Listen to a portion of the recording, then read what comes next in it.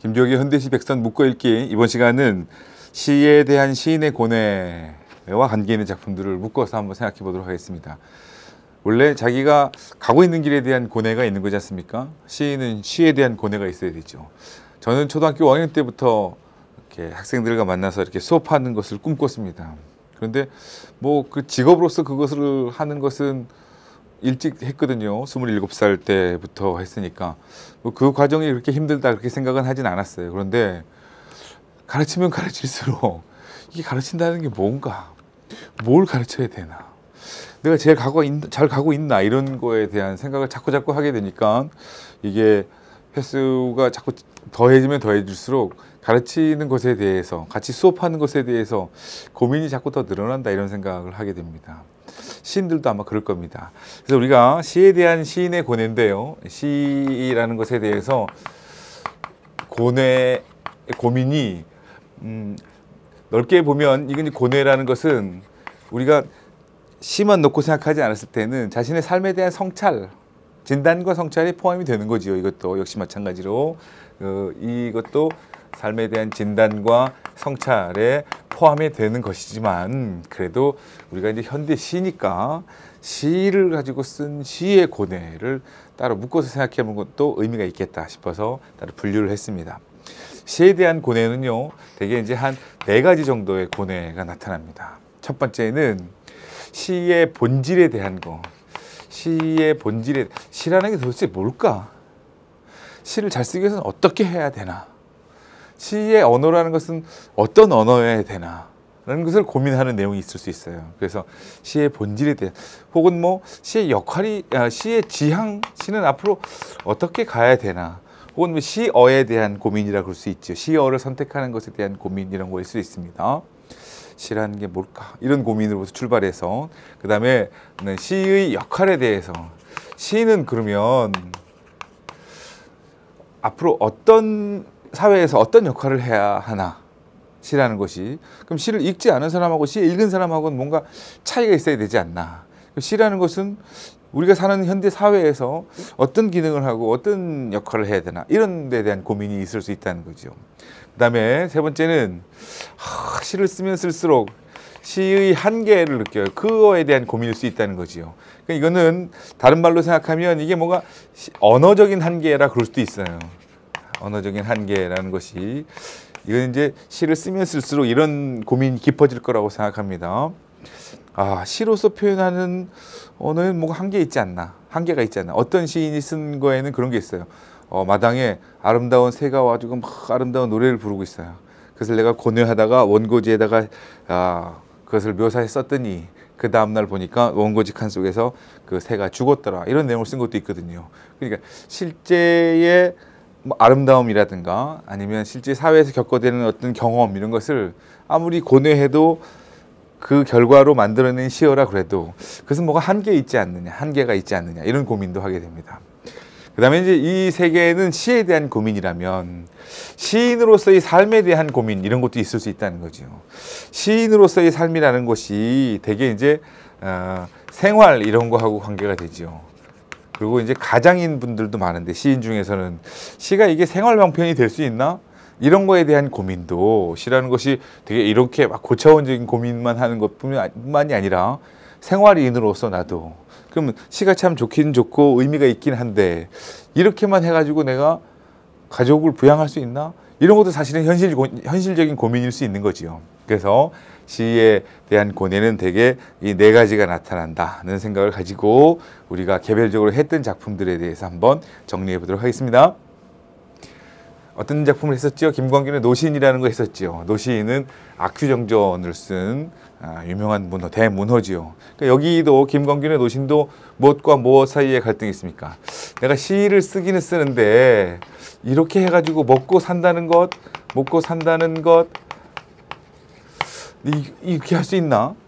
첫 줄에 시를 믿고 어떻게 살아가나, 이렇게 시작을 하지요. 여기가 의미 있는 작업이고 내가 좋아하는 작업인 것은 맞는데, 이게 새벽에 일어나가지고 잠들어 있는 아내와 어린 자식들을 생각해 보면 내가 가장으로서의 책임 이런 것을 생각하게 된다는 거지요. 여기에 대해서 가장으로서의 책임 이런 것에 대해서 고민을 하게 됩니다. 그래서 등불을 켜놓고 밤에 늦게 혹은 새벽에 앉아가지고 고민을 하게 되지요. 그럴 때 여기에 대한 이 고뇌, 내면 갈등이 있는데, 내면 갈등 혹은 고뇌가 있는데 이것을 해소할 수 있게 되는 것은, 해소할 수 있게 된 것이 여기에 이제 노신이라는 대문호를 생각하게 되니까 자신과 이제 동일시하게 됐다는 거지요. 이런 상황 속에서도 노신은 꿋꿋하게 앉아서 등불을 촥 지키고 앉아서 글을 썼겠지요. 그래, 그럼 나도 힘겹게 살지만 그래도 여태까지 꿋꿋하게 살아온 사람이 노신이지만 그건 나이기도 하다. 그럼 나는 앞으로도 계속 노신처럼 그렇게 살아야 되겠다. 이렇게 해가지고 그 갈등이 해소된다는 내용이었어요. 근데 이런 내용은 시와 먹고 산다는 것에 대한 가장으로서의 고민이다. 이렇게 할 수 있는 거죠.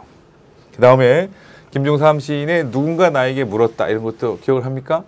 이거는 시라는 것이 뭘까 도대체 시의 본질에 대해서 고민해 본 내용이라 그럴 수 있어요. 그래서 역설적이게도 시가 뭡니까? 사람들이 나한테 물어봐서 나는 시인인데 근데 나는 시인이 모르니까 잘 모르겠어요. 이렇게 얘기했다는 거예요. 그러고 나서 나는 우리가 그냥 살지만 갑자기 삶이라는 게 뭐예요? 이렇게 물으면 뭐가 쏙 대답할 수 없잖아요.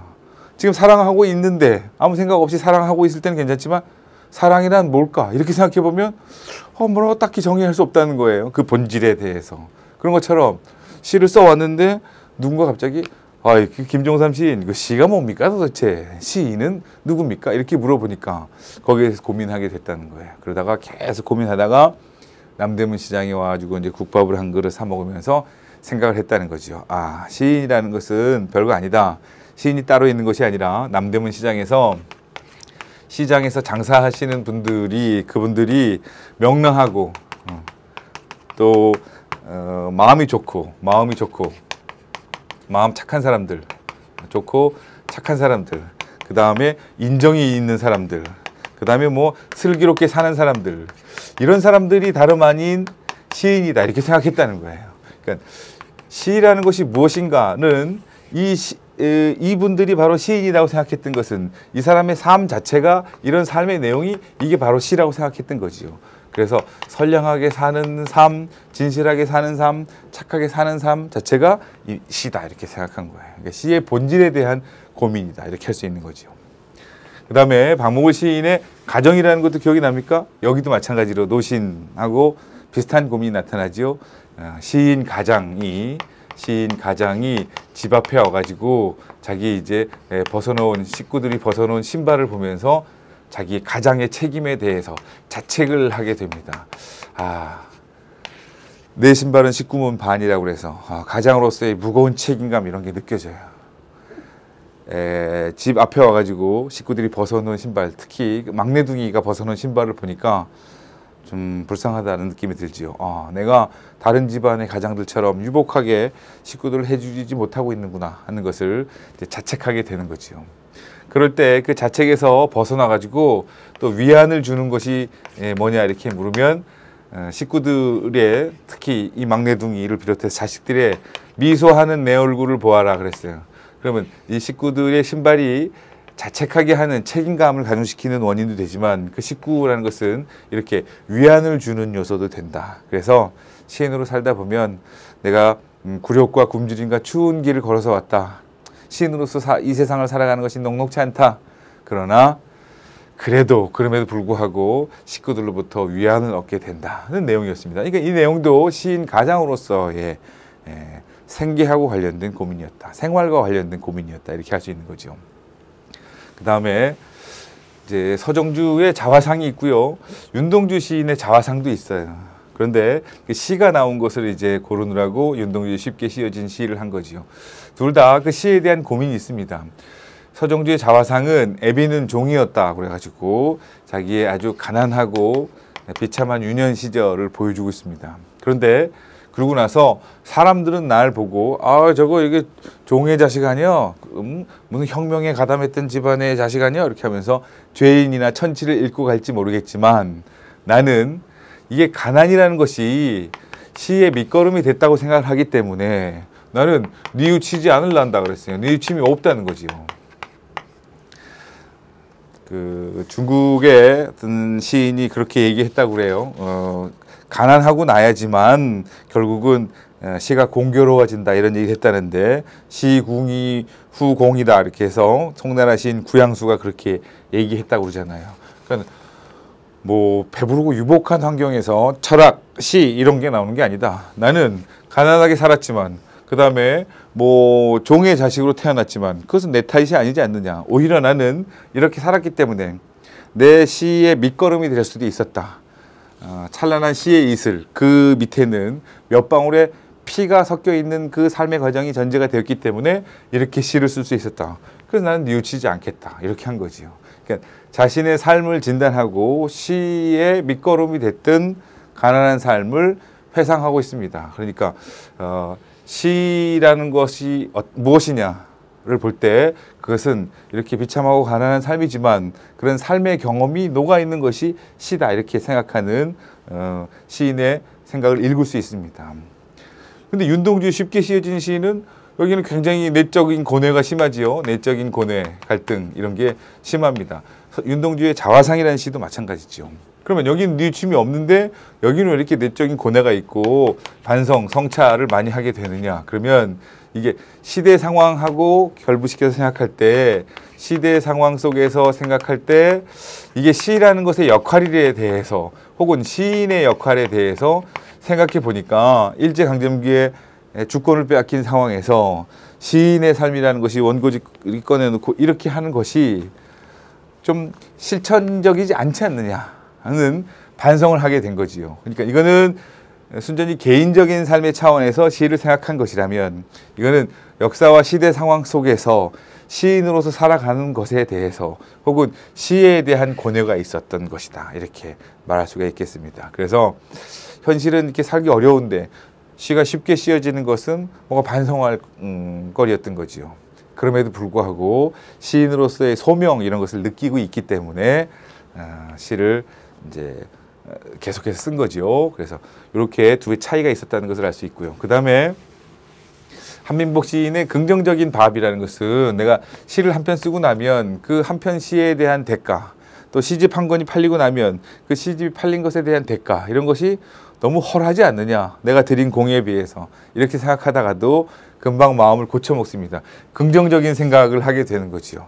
그래 내 시가 뭐 시 한 편 쓰면 3만 원이라는데 3만 원이면 쌀이 얼만큼인데 내가 그럼 쌀처럼 역할을 할 수 있어?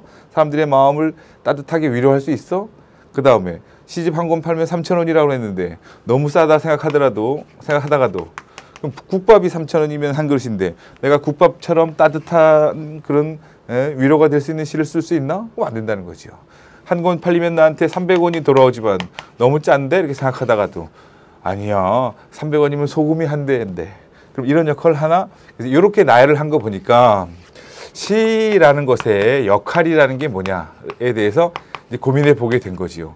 아, 시는 그러면 300원이 문제가 아니라 3,000원이 문제가 아니라 3만 원이 적다고 생각할 게 아니라 시라는 것은 그럼 쌀이라는 것은 기능이 분명하잖아요. 역할이 국밥, 소금의 역할은 분명하지요. 그런 것처럼 시라는 것은 뭐가 상하지 않게 부패하지 않게 하는 어떤 역할을 해야 되는구나. 배고픈 사람들을 위해서 뭔가 그 사람들의 편을 들어주면서 따뜻한 위로가 될 수 있는 그런 역할을 하는 것이 시구나 하고 그 시의 역할에 대해서 생각해 보게 됐다는 내용입니다. 그래서 지금 우리가 개별적으로 다른 작품을 보니까 시라는 것들이 고뇌가 네 가지로 되게 나눠지는구나 하는 것을 알 수 있습니다. 그 다음에 또 이제 우리가 시인에 대한 고뇌로 다루지는 않았는데 정일근의 어머니의 그릇이라고 해서 저절로 받아쓰기만 하면 시가 되는 어른의 말씀들을 모아서 이제 생각해 본 적이 있지 않습니까? 그럴 때 여기에도 이제 시 얘기가 나온다는 거죠. 그럼 어머니의 삶하고 자신의 삶이 대비가 됐어요. 그럼 어머니의 삶하고 나의 삶인데 나는 이제 직업이 이제 지금 시인이니까요. 그러면 시인의 삶에 대한 성찰도 들어있다 그럴 수 있는 거죠. 말 하나가 살아남아서 빛나기 위해서는 말과 하나가 되는 사랑이 있어야 되는데 그럼 진정한 시라는 것이 무엇이냐? 그러면 이게 시인이니까 이제 뭐 말을 만들어내잖아요. 그러니까 말을 만들어내고 그러는 것이 시냐? 그렇지 않고 어머니처럼 사랑이 담겨져 있어야지 시다. 시란 무엇인가에 대한 고뇌가 들어있는 거지요. 어머니는 삶을 통해서 말을 만드셨어요. 그러니까 이게 삶에서 우러나온 것이고 나는 사전을 통해서 쉽게 말을 찾았다. 말이라는 것이 이게 사전에서 나온 것이고 어머니의 말이라는 것은 삶에서부터 비롯된 사랑이 바탕에 깔려있는 그런 말이었다는 거죠. 무릇 시인이라면 하찮은 것들의 이름이라도 뜨겁게 살할 수 있도록, 그러니까 여기도 뜨거운 게 나오네요. 아까 한민복 시인의 따뜻한 위로처럼 뜨겁게 살아가도록 불러줘야 되는데 두툼한 개정판 국어사전을 자랑처럼 옆에 두고 서정시를 쓰는 내가 부끄러워진다고 그랬어요. 그러니까 사전에서 찾은 말 이런 것을 시를 쓰는 건 아니라는 거지요. 그럼 시란 무엇이냐? 이런 고민이라고 할 수 있지요. 시라는 것은 사전에서 찾아가지고 뭐 아름다운 표현, 인위적으로 무슨 말을 만들어내고 그렇게 해서 시가 되는 게 아니다. 나는 시인인데 지금 내가 시를 쓰는데 그런 게 시가 아니라 우리 어머니는 시가 뭔지도 모르고 글도 잘 못 배우셨을지도 모르고 그런데 삶에서 우러나온 실제로 실천하고 그 경험에서 우러나온 사랑을 담고 있는 따뜻한 위로가 될 수 있는 이런 게 바로 시다 하고 이렇게 삶을 대비시켜서 표현하고 있습니다. 그러니까 이 시도 넓게 보면 시에 대한 고뇌가 들어있는 내용이다 이렇게 말할 수 있겠습니다. 그래서 시에 대한 시인의 고뇌는 넓게 보면 삶의 진단, 성찰 이런 것에 포함이 되는데 시이니까 시로 특별히 이제 분류해 보면 네 가지가 있을 수 있다 그랬죠. 시란 뭐지? 시의 역할은 뭐지? 시는 아무렇게 말을 아름답게 표현해도 한계가 있네 이런 거 하고 또는 생활인으로서의 가장으로서의 고뇌 이런 것이 있다고 머릿속에 정리해 두면 되겠습니다. 여기까지입니다. 다음 시간에 다른 것으로 또 만나 뵙겠습니다.